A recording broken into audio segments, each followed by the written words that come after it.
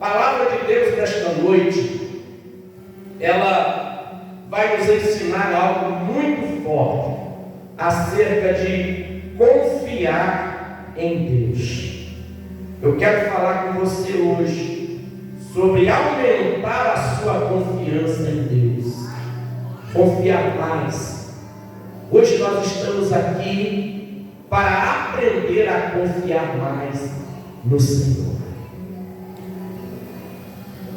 Aqui a palavra de Deus, ela vai dizer que o profeta Elias, ele vai dizer para o rei de Israel, o rei Acabe, ele vai dizer para ele, dar uma palavra para ele no meio do caos.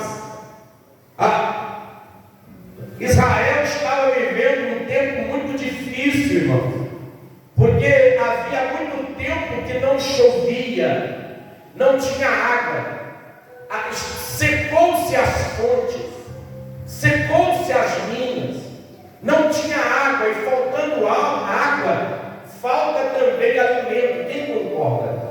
Então Israel estava vivendo um caos, o verdadeiro caos de fome, de miséria. A situação estava horrível, a situação estava crítica. E a Bíblia vai dizer que o profeta Elias, ele vai proferir esta palavra ao rei de Israel, a uma autoridade daquele tempo. Ele vai dizer assim: vai para a sua casa, olha o que está escrito, vai para a sua casa, come e bebe, porque eu já ouço o barulho de uma grande chuva. Só que eu falei aqui de manhã que tem coisa que crente fala que parece loucura, né, gente? Eu falei de manhã que é difícil conviver com um crente quem não acredita. Por quê? Porque o crente, ele exerce uma fé naquilo que ele não está vendo. O crente, o cristão, o servo de Deus, ele foi chamado para acreditar em algo que ele não está vendo. Eu não sei se você já leu, mas lá na carta aos Hebreus, capítulo 11, a Bíblia vai dizer que fé é certeza de coisas que se esperam e a convicção de fatos que não se vê. Dá para entender, crente? Crente é um negócio meio louco, né, gente? Crente, ele fala uns negócios que quem não é crente dá risada. Porque crente acredita em coisas que ele, é só a fé dele que faz ele acreditar. E foi para isso que Deus nos chamou. Deus nos chamou para ter uma fé sobrenatural. Para ter uma fé sobrenatural.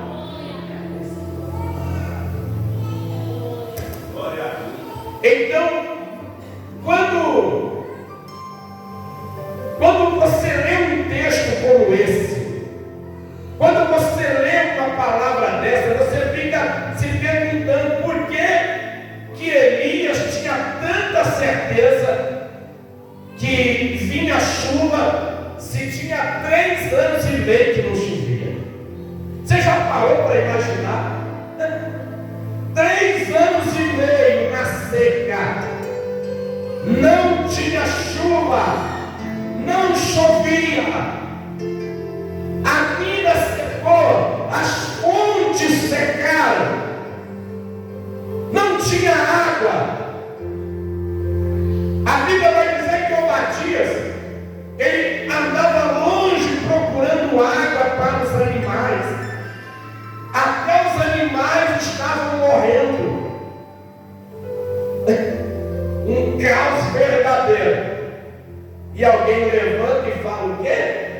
Vai para casa, come e bebe, porque eu já ouço barulho de chuva. Deus está chamando eu e você a acreditar naquilo que ainda não existe, a tomar posse pela fé daquilo que você ainda não está vendo. Acreditar no que vê é fácil, acreditar naquilo que você está vendo é fácil. Acreditar no que vê, todo mundo acredita. Só que o cristão foi chamado para acreditar. O cristão foi chamado, foi para crer naquilo que não se vê. Irmão, o que Deus está nos ensinando aqui é que você precisa aumentar a tua fé no nome de Jesus.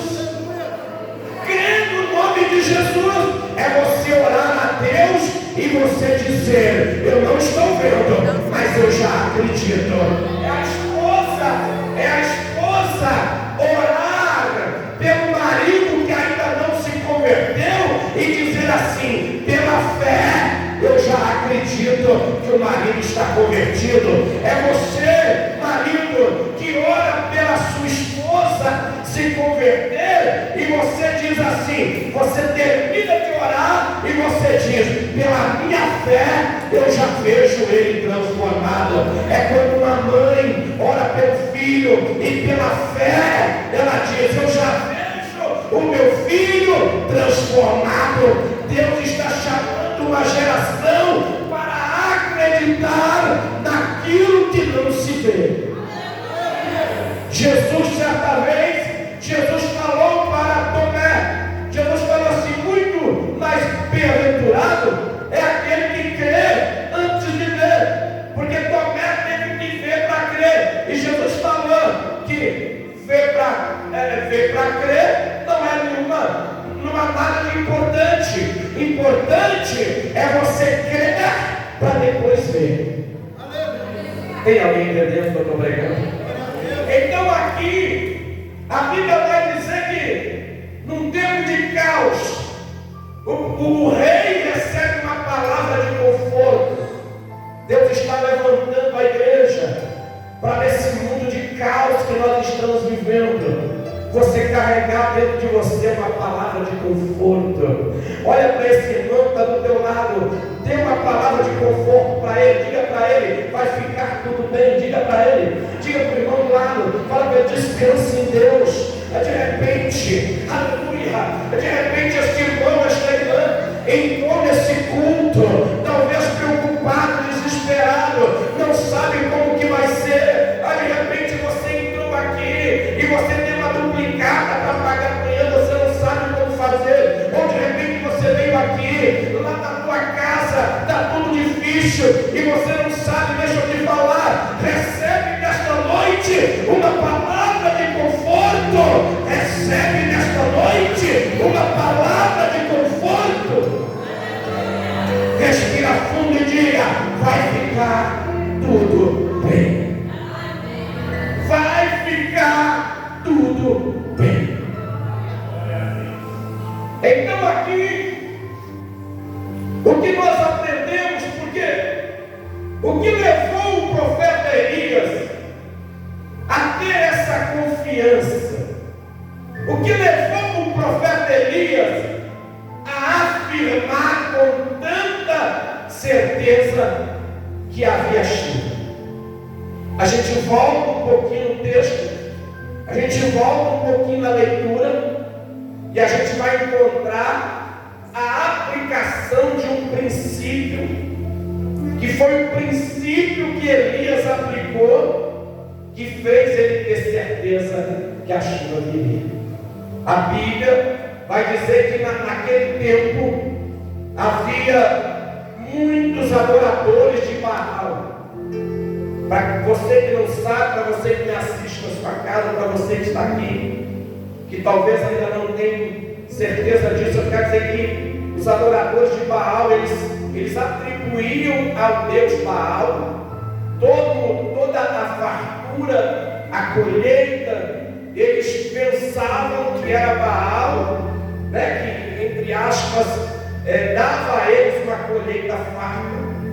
E Deus, que ama o povo, Deus que ama todas as pessoas, Deus não queria ver aquelas pessoas enganadas, adorando um Deus que sequer era um Deus porque não fazia milagre. Porque o Deus de milagre é o Senhor dos exércitos, é o Deus Todo-Poderoso. E deve ser atribuída a Ele toda a honra e toda a glória. Amém, gente? Então, a Bíblia diz que o profeta Elias, no texto anterior, a Bíblia diz que o profeta Elias lançou um desafio. Ele lançou um desafio para o povo de Israel. Ele chamou o rei, 3 anos e meio de seca. Aquele povo clamava a Baal, não tinha água, porque Baal não tem água para dar. Tem alguém entendendo? Aquele povo clamava por colheita, mas que tem colheita para dar é só Jeová, o Rei dos Reis, só o Senhor dos Exércitos. Então, 3 anos e meio, o povo estava sucumbido. E ali Deus, que ama o povo, Deus agora leva o profeta Elias a lançar um desafio. E o desafio era esse. O desafio era esse. Vamos fazer 2 altares. Um altar a Baal, um altar ao Deus vivo, todo-poderoso. E aí a ordem, o desafio é esse: não pode acender fogo. O fogo tem que cair do céu. Esse era o desafio. O Deus que responder com fogo, esse é o Deus de Israel. Olha que desafio tamanho. Ei, gente, eu estou imaginando a situação. E a Bíblia vai dizer que aceitaram o desafio.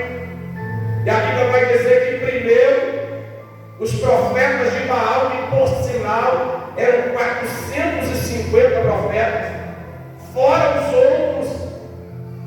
E a Bíblia vai dizer que eles começam a clamar de manhã. Eles montam o altar, montam o bezerro, que é o sacrifício, e aí eles começam a clamar. Desde de manhã, eles vão clamar: Baal manda fogo, Baal manda fogo. E eles começam a dizer: qual que é o desafio, igreja? Ninguém podia acender fogo, o fogo tinha que vir do céu. Então, a Bíblia diz que eles clamam de 7 às 8, não dá nada, de 8 às 9 não dá nada, de 9 às 10 não tem fogo, de 10 às 11 não acende fogo, de 11 a meio-dia, nada de fogo. A Bíblia diz que eles começam a retalhar os seus corpos com pedras cortantes, começam a derramar sangue humano no altar, e nada de fogo. Nada de fogo. E eles agora são obrigados, a Bíblia diz que eles se cansaram. Aí Elias agora assume. Elias fala: vocês já oraram muito, agora deixa comigo. E Elias era um homem de princípios. Elias é um homem de princípios. Irmãos, aprende uma coisa: a Bíblia é repleta de princípios. Olha para o irmão do lado e fala para ele: você precisa ser um cristão de princípios. A gente precisa entender isso. E a Bíblia vai dizer que quando Elias diz assim: ei, Baal vai responder, não vai responder mais, deixa comigo. A Bíblia diz que Elias agora, ele vai fazer uma coisa que eu acho linda. Ele vai reparar o altar, ele vai consertar o altar. O que ele fez? Consertou o altar, irmãos. Preste atenção. Esse é o princípio que nós precisamos aplicar na nossa vida. O altar hoje não é de pedra, o altar hoje é de carne, o altar hoje é o nosso coração. O nosso coração hoje é o habitar do Espírito Santo. O altar hoje é o nosso coração. E a gente precisa aprender o princípio de consertar o nosso altar. Todo dia nós precisamos consertar o nosso altar. O nosso altar todo dia está desconcertado. Por quê? Porque a gente peca, porque a gente erra, porque a gente fala o que não deve, a gente pensa o que não deve, a gente age de maneira que não deve. Então, o nosso altar, para que o fogo do céu desça e queime o sacrifício, o nosso altar tem que ser reparado, tem que consertar o altar, tem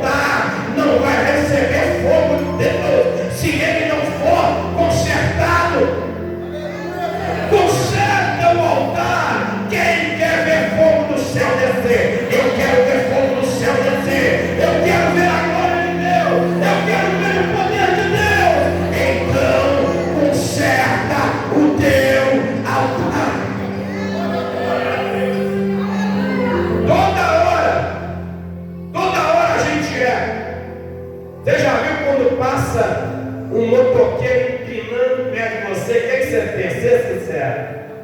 Tem que consertar o altar. Porque você fala, não vou nem falar o que você pensa, o que você fala, né? Aí logo você imagina o tom do cidadão, né?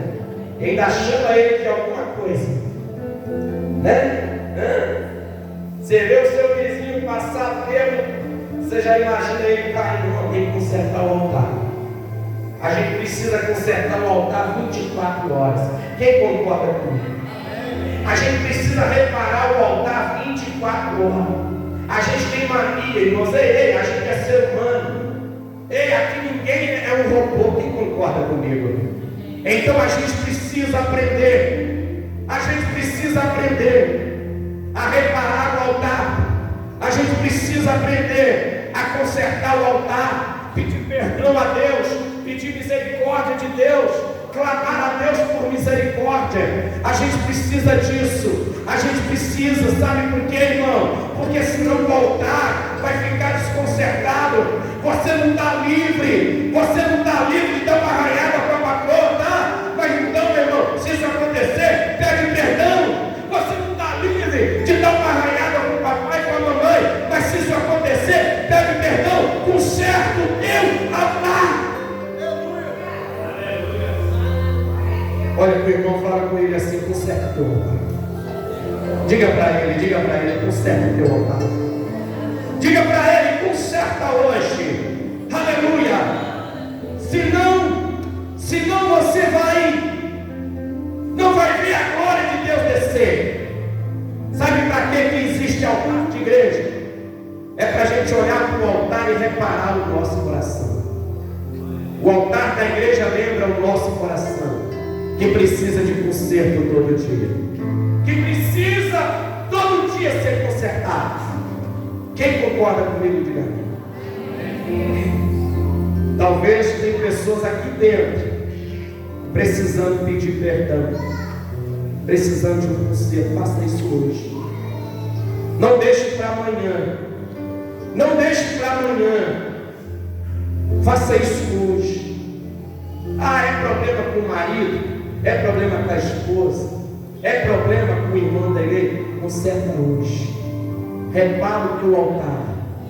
Porque se você reparar o teu altar, você vai ver a glória de Deus descer. Você vai ver a presença de Deus ser derramada. Então, qual que é o primeiro princípio que Elias teve? Ele reparou o altar. Segundo, ele pega 12 pedras, referente, simbolizando as 12 tribos de Israel.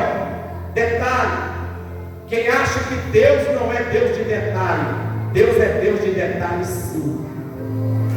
Diga comigo: meu Deus é Deus de detalhe. Aleluia! Deus de detalhe. Ele pega 12 pedras, simboliza 12 tribos de Israel. E a Bíblia diz que agora ele monta o altar. O altar agora está reparado. O altar está pronto. 12 pedras. Ele coloca um novilho. E a Bíblia diz que agora ele vai aplicar outro princípio. A Bíblia diz que ele agora vai mandar trazer água. O que estava faltando em Israel? Eu falei agora há pouco. O que estava faltando em Israel? Quem está entendendo?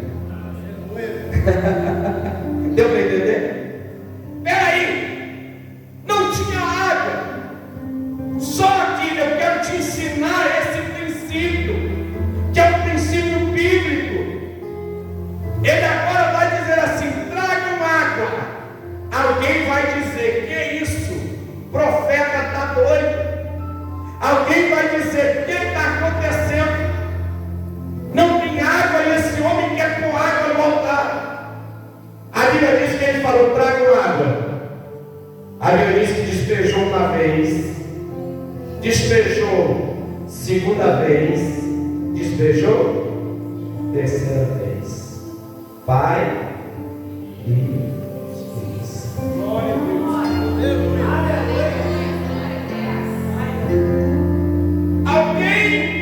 Alguém vai dizer: mas é loucura.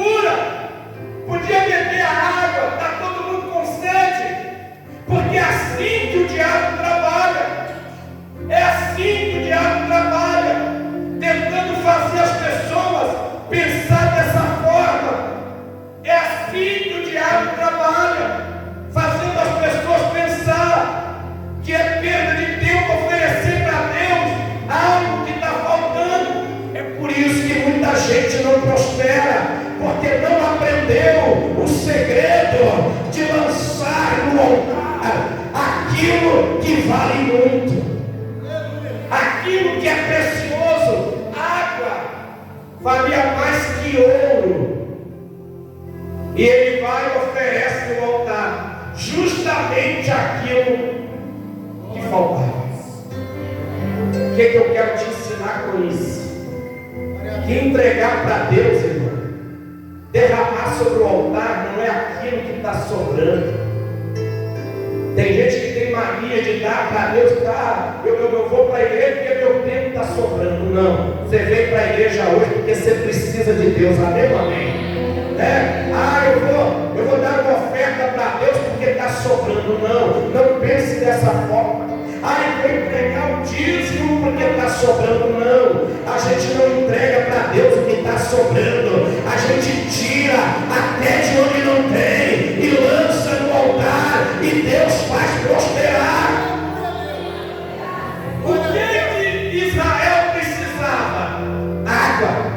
Então, o que foi derramado sobre o altar? Água. Tem alguém entendendo? Tem alguém entendendo que eu estou pregando? Tem alguém entendendo? Isso é princípio.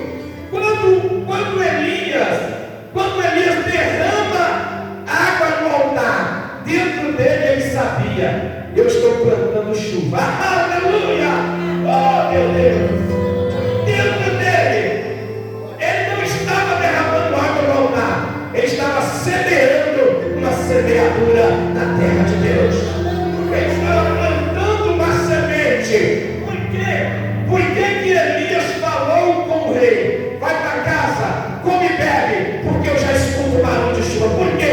Porque a lei da semeadura, a lei de plantar e colher, quando ele lança água no altar, ele já sabia: vai chover, vai chover, vai chover, porque eu lancei água do altar, eu lancei água do altar.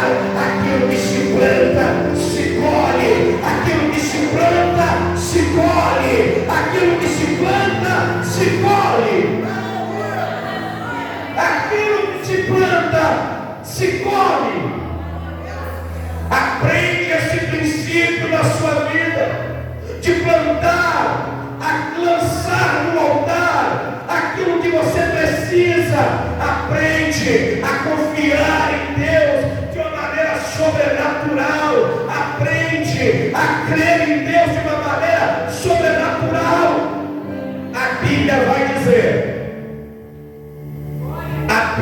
vai dizer que quando o profeta Elias jogou água no altar, deixa eu perguntar uma coisa para você: água e fogo combina, gente? Não. O que Elias queria sobre o altar? Fogo.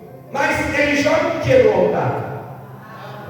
Eu falei que crente é um negócio meio doido. Falei que crente é meio estranho. Crente anda pelo avesso. Crente anda na contramão da realidade mesmo. Ei, quando tudo está difícil, o crente ora mais. Quando o negócio está feio, o crente jejua. Quando a coisa aperta, o crente ora mais. Crente nasceu para andar na contramão da realidade. Ninguém entende crente por isso. Ei, Elias queria fogo no altar, mas derrama água. É só crente mesmo. É só para crente mesmo. Esse negócio é para crente, é para quem acredita. E a Bíblia vai dizer que ele derrama água no altar. Quantas vezes ele derramou água no altar? Alguém deve ter falado: lá se vai a última água da gente beber. Eu imagino alguém murmurando, porque sempre vai ter alguém para murmurar. Olha para o irmão do lado e fala: sempre vai ter alguém para murmurar. Imagina alguém dizendo: o senhor está doido de dar água para a gente. Eu imagino alguém dizendo: tanta gente com fome, esse homem jogando água para Deus no altar. Eu imagino alguém dizendo: dá para imaginar ou não dá, gente? Conhecendo o ser humano, hein? Dá ou não dá para imaginar? Eu imagino alguém dizendo: está louco, eu não volto mais nessa igreja do profeta Elias. O cara está jogando água fora, porque criou uma mentalidade de que se você derramar no altar vai faltar. Mas a Bíblia fala o contrário. Quando você derrama no altar, é aí que acontece o milagre. É aí que acontece o milagre. É aí que acontece o milagre. Então, a Bíblia diz que ele jogou água no altar, plantou a semente. Israel precisava de chuva, ele colocou água no altar. Coloque no altar, meu irmão, semelhante à tua necessidade. Lança no altar, consoante à tua necessidade. Quem tem medo de perder o que tem, nunca vai alcançar aquilo que deseja. Quem tem medo de perder o que tem, nunca vai alcançar aquilo que deseja. Deus está chamando pessoas aqui hoje para lançar no altar a tua vida, lançar no altar a tua dedicação, lançar no altar aquilo que te aflige, lançar no altar a tua necessidade, lançar no altar. Deus está levantando uma geração que acredita no sobrenatural. Deus está levantando uma geração que acredita no invisível. No invisível. Tem mais um negócio, já estou terminando. Ele dobra o joelho e ele vai orar e vai dizer o nome de 3 pessoas. Primeiro ele vai falar: Deus de Abraão. Depois ele vai dizer: Deus de Isaac. E depois ele vai dizer o quê? Deus de Jacó. Princípios praticados. Quando ele fala Deus de Abraão, ele está dizendo: é o Deus que proveu o cordeiro. Quando ele fala Deus de Isaac, ele está lembrando: é o Deus que Isaac plantou no deserto, na areia seca, e colheu 100 por 1. Quando ele fala Deus de Jacó, ele está dizendo: Jacó saiu da casa do pai, com uma mão na frente e outra atrás, e voltou rico para a casa do pai, voltou casado com família. Quando ele fala Deus de Abraão, de Isaac e de Jacó, ele está dizendo: eu estou morando no nome de um Deus que pode tudo, de um Deus que pode todas as coisas. E o Deus que você serve, o Deus que nós estamos diante dele agora, é um Deus que pode tudo, é um Deus que pode todas as coisas, é um Deus que muda a história, é um Deus que salva, que liberta, que transforma, é um Deus que traz a vida de volta, é um Deus que te resgatou. Se você está diante dele, joga a tua mão para cima e adora o nome dele.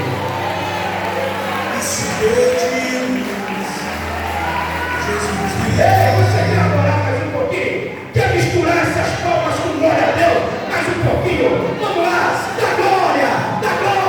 Glorifica!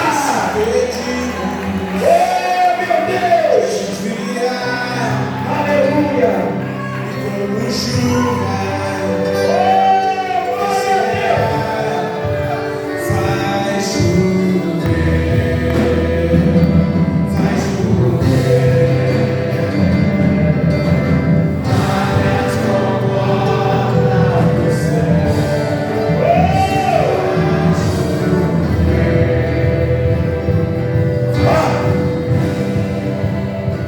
Eu estou me lembrando de Abraão, que lançou seu único filho no altar e se tornou pai das multidões. Eu estou lembrando, aleluia,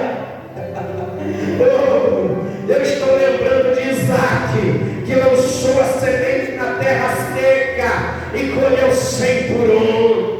Eu estou me lembrando de Jacó, que saiu de casa fugindo, correndo, voltou para casa com família, voltou para casa próspero, porque o Deus de Abraão, o Deus de Isaac, o Deus de Jacó, milagres. É o Deus de milagres. Eu estou me lembrando de Deus entregando o seu único filho. Deus entregando Jesus. Tinha milhares e milhares de anjos, arcanjos, querubins. Mas Deus, quando ofereceu para mim e para você, Ele não ofereceu arcanjo, Ele não ofereceu anjo, Ele não ofereceu querubim. Ele foi o melhor, Ele foi o melhor, Ele foi o filho, Ele foi o filho. Ele foi e falou: não, para esse povo eu vou oferecer o meu filho. Ei, João 3,16. Porque Deus amou o mundo de tal maneira que deu o seu filho unigênito, para que todo aquele que nele crê não pereça, mas tenha vida eterna.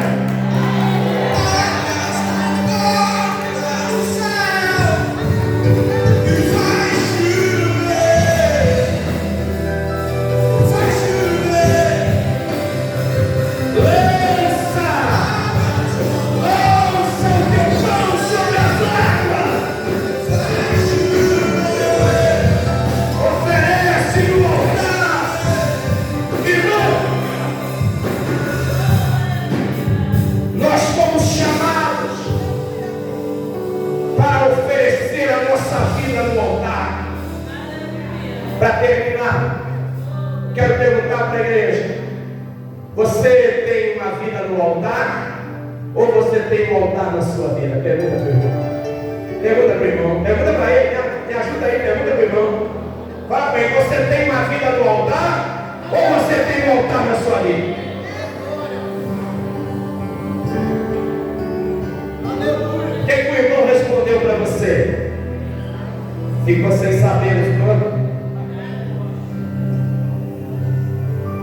Uma vida no altar é uma vida de sacrifício. Uma vida no altar é uma vida de entrega, de oferecer. Quem tem a vida no altar entende que altar é para oferecer. Quem tem um altar na sua vida entende que altar é só para pedir. Olha, meu irmão, fala: você tem um altar na sua vida ou você tem a vida no altar? Quem tem a vida no altar entende que altar é para oferecer. Quem tem um altar na sua vida entende que altar é só para pedir. Eu tenho a minha vida no altar. Eu já vai para quase 30 anos que a minha vida está oferecida no altar. E a sua? A sua está também. Levanta a mão no céu e glorifica o nome do Senhor. Altar é lugar de oferecer. Altar é lugar de fazer oferta. Oferta hoje a sua vida. Oferta hoje a sua vida. Diga para Deus: Senhor, eu vou mudar. Diga para Deus: Senhor, este ano eu vou oferecer a minha vida no altar. Eu vou vir mais para a igreja. Eu vou orar mais. Eu vou jejuar mais. Eu vou buscar mais. Comece este ano de 2023. Comece este ano dizendo: Senhor, eu entendi que altar é lugar de oferecer, e eu ofereço a minha vida no teu altar. Oferece a tua vida no altar. E a Bíblia vai dizer que Elias, ele ora, e quando ele termina de falar, Deus de Abraão, Deus de Isaac, Deus de Jacó, aí ele diz que o fogo do céu desceu. Essa é para você da glória. Baal não respondeu, Jeová respondeu. Baal não mandou fogo, Jeová mandou fogo. Agora, para você que acha que Deus não recebe, a Bíblia diz: altar, preste atenção, a Bíblia diz que o fogo veio, queimou o altar e lambeu a água. O que o fogo fez? O que o fogo fez? Lambeu lambeu a água. Deus recebeu ou não recebeu? O fogo lambeu a água. Quando o fogo lambeu a água, o profeta falou para o rei: vai para casa, porque pela minha fé eu já escuto. Tem barulho de chuva. A colheita está chegando. Aperta a mão de dois irmãos e fala: meu irmão, a colheita está chegando. Diga para ele, a colheita está chegando. A colheita está chegando.